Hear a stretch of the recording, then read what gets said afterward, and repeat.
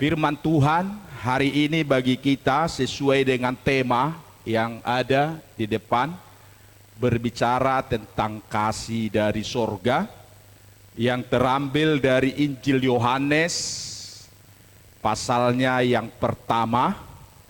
Bagaimana bicara tentang kasih dari sorga, tiga hal penting saya sampaikan kepada kita tentang kasih dari sorga.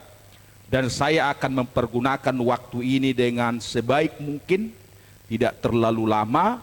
Bicara mengenai kasih dari sorga, yang pertama adalah kasih dari sorga itu berhubungan dengan pribadi Yesus yang datang sebagai terang. Kasih dari sorga itu berbicara, berhubungan, tidak bisa dilepaskan dari pribadi Yesus yang datang sebagai terang. Sekali lagi saya ulangi, berbicara tentang kasih dari sorga, itu erat hubungannya dengan pribadi Yesus yang datang sebagai terang. Yang setuju katakan amin.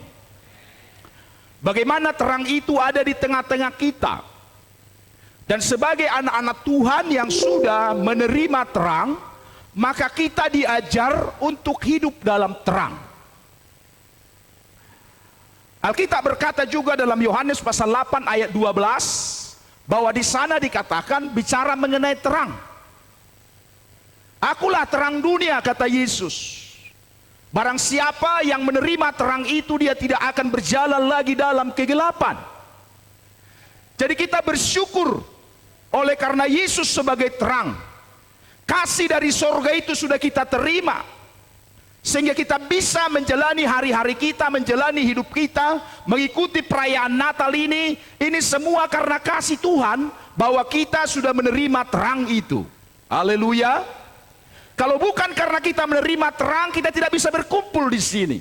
Saya percaya semua yang hadir di sini yang sudah menerima terang, mereka sudah menerima keselamatan dari Tuhan. Haleluya.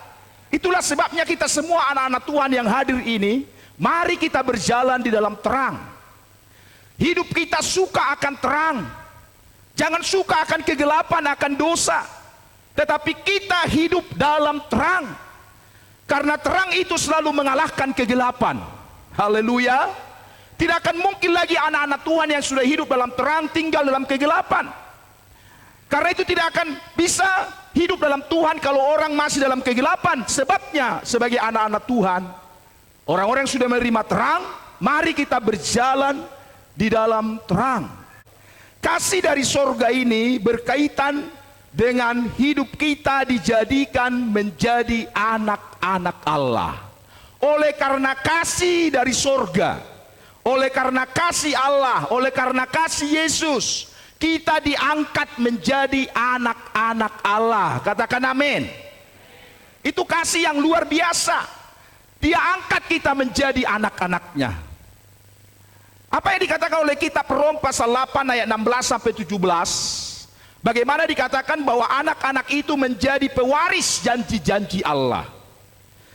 Kita tidak lagi menjadi orang-orang dunia yang tidak memiliki pengharapan.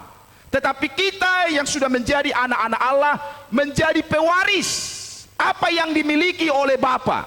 Sama halnya dengan kita sebagai orang tua. Satu kali kelak kalau kita tidak ada lagi di bumi ini, tentu kita mewariskan apa saja yang kita punya untuk anak-anak kita. Amin. Demikian juga sebagai anak-anak Allah, kita memiliki ahli waris. Kita menjadi pewaris apa yang dijanjikan oleh Tuhan. Apakah itu bicara mengenai berkat jasmani maupun berkat rohani, apakah itu kebutuhan-kebutuhan duniawi, apalagi bicara mengenai kerajaan surga. Kitalah pewarisnya. Katakan amin. Itu sebabnya tidak perlu kita takut, tidak perlu kita bimbang walaupun menghadapi COVID-19 ini. Kita yakin bahwa Tuhan pelihara kita. Karena janjinya, kalau burung-burung di udara dia pelihara, yang tidak menabur, tidak menuai. Apalagi kita anak-anak Tuhan. Bayangkan saja, Yesus sudah mati bagi kita. Dia korbankan nyawanya untuk kita. Apalagi bicara kebutuhan-kebutuhan kita secara jasmani. Keperluan-keperluan kita itu terlalu kecil bagi Tuhan. Haleluya. Karena dia sudah berjanji mewariskan apapun yang dia punya untuk kita. Baik itu berkat-berkat jasmani, apakah itu kesehatan, apakah itu sukacita, apakah itu damai sejahtera, dan semuanya. Apakah itu juga kebutuhan-kebutuhan untuk kebutuhan jasmani kita, makan, minum sehari-hari, kebutuhan papan, kebutuhan pangan, semuanya disediakan oleh Tuhan bagi anak-anaknya. Haleluya. Itulah kasih dari sorga yang kita terima. Dia angkat kita menjadi anak-anak Allah. Kita memiliki berkat yang double, kasih karunia, dan demi kasih karunia berkat keselamatan sudah menjadi milik kita. Tadi pagi saya berkata bahwa berkat keselamatan itu adalah kado terbesar, kado yang termahal, kado yang termulia yang kita sudah terima dari Yesus. Itulah kasih karunia. Berbicara tentang keselamatan yang diberikan oleh Tuhan kepada kita. Bagaimana kitab Efesus pasal 2 ayat 8, bahwa kita diselamatkan karena kasih karunia. Haleluya. Bukan perbuatan baik, tetapi oleh kasih karunia, pemberian Allah. Mari kita jaga keselamatan yang diberikan Tuhan itu.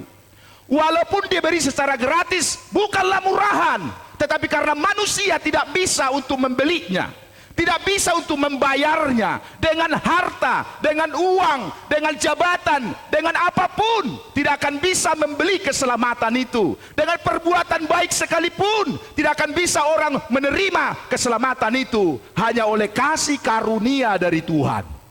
Katakan amin. Itulah barang yang termahal yang kita terima, kado yang terbaik yang tidak ada bisa membelinya dengan harga apapun.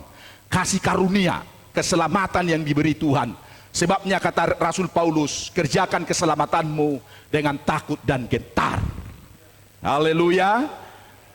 Kerjakan keselamatanmu dengan takut dan gentar.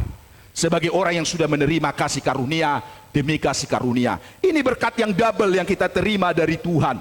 Bahwa keselamatan itu sekali lagi adalah kado yang terbesar yang diberikan Tuhan kepada kita.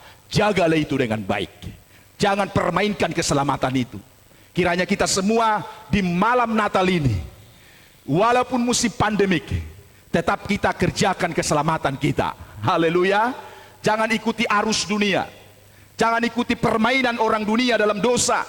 Hargai pemberian Tuhan. Hormati korban Yesus. Dia sudah berikan kasih karunia, keselamatan yang diberi Tuhan kepada kita.